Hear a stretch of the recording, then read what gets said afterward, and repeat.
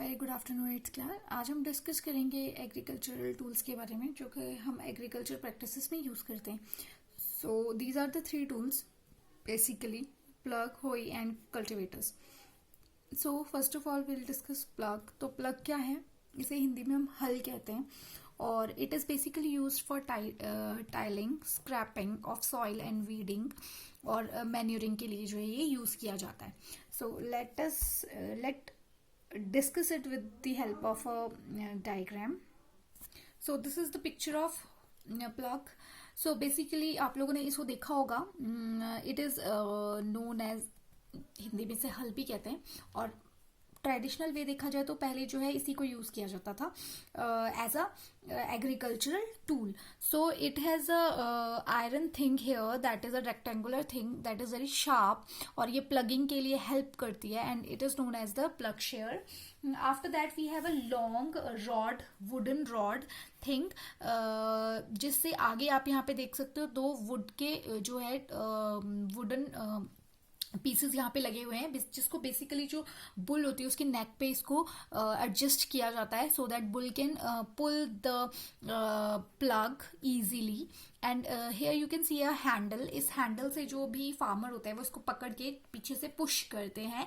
So this is the image of plug and it is used basically for tiling and scraping of soil. So ये जो है एक traditional tool है जो कि बहुत पुराने टाइम से यूज़ किया जाता था। इसके लिए बेसिकली हमें क्या चाहिए होता था? एक फार्मर जो है वो खुद इसको चलाता था with the help of two bulls. Now the next we have hoe. It is used for removing of weeds and loosening of soil. So basically this tool is basically used for loosening of soil and removing of weeds. So let's see the picture of this. So this is the picture. Here you can see that the blend plates जो है ये basically उसको soil को लूजन करने में help करती है। Then यहाँ पे एक लॉन्ग रोड है, यहाँ पे एक बीम है, और then here is a grip to handle that and then a handle. तो these all tools we can see that are made up of, even the plug and this tool is made up of either wood or iron.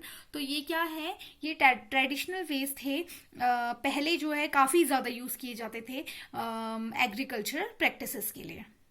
Now the other third tool that we are going to discuss is cultivator. So ये it is a tractor driven plug और जो कि as a cultivator use किया जाता है।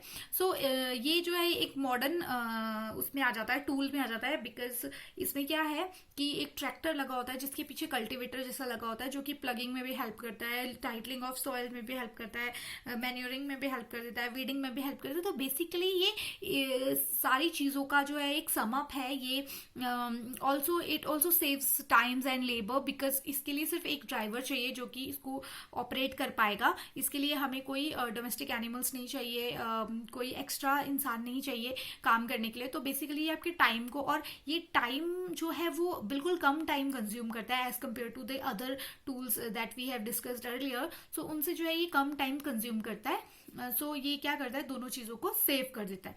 Now we will discuss about the importance of loosening of soil, since we have discussed it earlier in preparation of soil also कि loosening of soil क्या है, क्यों जरूरी है। So let just go through it one more time.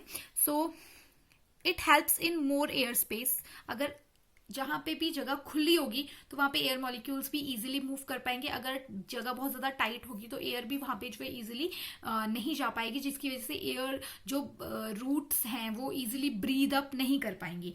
दूसरी चीज़ है लूजन soil particles hold more water, क्योंकि उनके बीच में स्पेस ज़्यादा होगा तो वाटर वहाँ पे ज़्यादा रिटेन हो पाएगा, और जहाँ पे अगर जो सॉइल है वो टाइटन होगी तो उनके बीच में स्पेस कम होगा और जो वाटर पेनिट्रेशन है वो भी बहुत ज़्यादा कम होगी। So third is loosen soil helps the roots to penetrate deeper.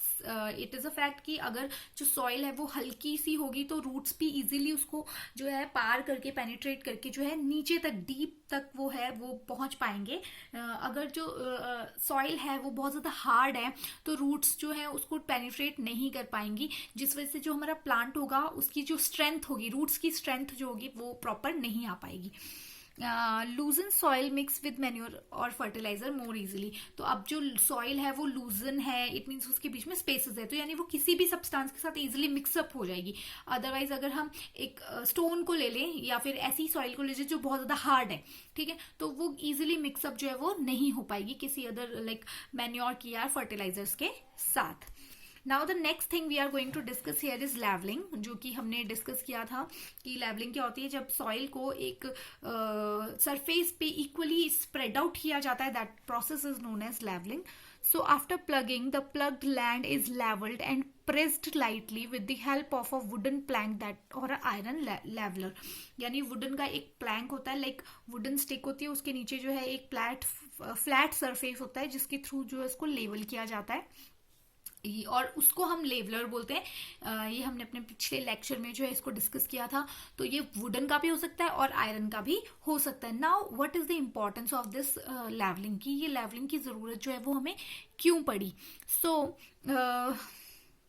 Bye levelling the big pieces of soil called crumbs which need to be crushed. अब जो है लेवलिंग के थ्रू जो है हम सॉइल को लेवल करते हैं, तो जो बड़े बड़े सॉइल के पीसेस होते हैं उनको तोड़ के भी उनको लेवल किया जाता है, ताकि जो है इजीली सब जो सॉइल जितना भी एग्रीकल्चरल एरिया है उसमें जितनी भी सॉइल है उसमें equal amount of water, fertiliser, minerals वो इक्वली स्प्रेड हो पाए, इसलिए जो है वो लेवलिंग जरूरी होती है। Levelling also prevent soil erosion. Since अगर देखो सॉइल जो है वो जगह जगह इकट्ठी होगी तो क्या है, जब पानी आएगा या बहुत ज्यादा पानी का बहाव होगा या फिर बहुत ज्यादा हवा चलेगी तो वो सॉइल सारी की सारी उड़ जाएगी। पर अगर क्योंकि वो थोड़ी क्या होगी, अलग अलग बिखरी हुई होगी, बट अगर जो सॉइल है वो बिल्कुल जो है लेवल्ड होगी, सॉफ्टन होगी, तो वो क्या करेगी, एक दूसरे से जुड़ी रहेगी, ठीक है। अगर हम सूखी मिट्टी देखें तो वो ज्यादा उड़ती है एज कम्पेयर टू जो वेट होती है। तो यानी कि अगर सॉइल लूज होगी तो उसमें पानी रिटेंशन ज्यादा होगी, तो वो वेट होगी, वो उड़ेगी नहीं इजीली। जबकि जो सूखी मिट्टी है जिसमें वाटर पेनिट्रेशन बिल्कुल भी नहीं होगा, वो इजीली जो है वो स्प्रेड आउट हो जाएगी। The third thing is levelling also helps in uniform distribution of water and manure. तो ये चीज हमने पहले डिस्कस करी कि अगर हमारी मिट्टी जो होगी वो बिल्कुल इक्वली डिस्ट्रीब्यूटेड होगी हमारे उस एरिया में, तो वहां पे जो वाटर अगर हम देंगे तो वो भी इक्वली डिस्ट्रीब्यूट होगा। अगर नहीं तो कहीं पे एक ढेर मिट्टी का लगा हुआ है और कहीं पे थोड़ी मिट्टी है, तो क्या है, वो जो ढेर है वहां पे ज्यादा फर्टिलाइजर यूज हो जाएगा या फिर ज्यादा पानी चला जाएगा एज कम्पेयर टू जहां पे कम पानी है, वहां पे कहीं ऐसा होगा कि गड्ढे हो गए हैं। अगर लेवल नहीं करेंगे तो क्या होगा, कहीं पे सॉइल ज्यादा है कहीं पे कम है, तो वो क्या है ऊपर नीचे हो जाएगा, जिसकी वजह से ऐसा भी हो सकता है कि पानी एक जगह कलेक्ट हो जाए। तो that is also not good for cultivating a good crop. So इस तरह से लेवलिंग जो है वो हमारे लिए काफी ज्यादा इंपॉर्टेंट होती है कि अगर हम एक अच्छी फसल जो है वो कल्टिवेट करना चाहते हैं तो। So this is all about the agricultural implements और टूल्स जो कि हम यूज करते हैं। Now let's move towards the questions. So the first question is name the tool used for agricultural implement. Its tool, यहाँ पे मैंने टी नहीं लगाया, so it is tools used for agricultural implements. Describe the plug in details. Plug को आपने पूरा explain करना है डिटेल में। If you can make the diagram then वो बहुत अच्छी बात है। Write 3 importance of loosening of soil. Loosening of soil के 3 इंपॉर्टेंस आपने लिखनी है। After that write down the importance of levelling. Levelling की क्या इंपॉर्टेंस होती है ये आपने बतानी है। So thank you.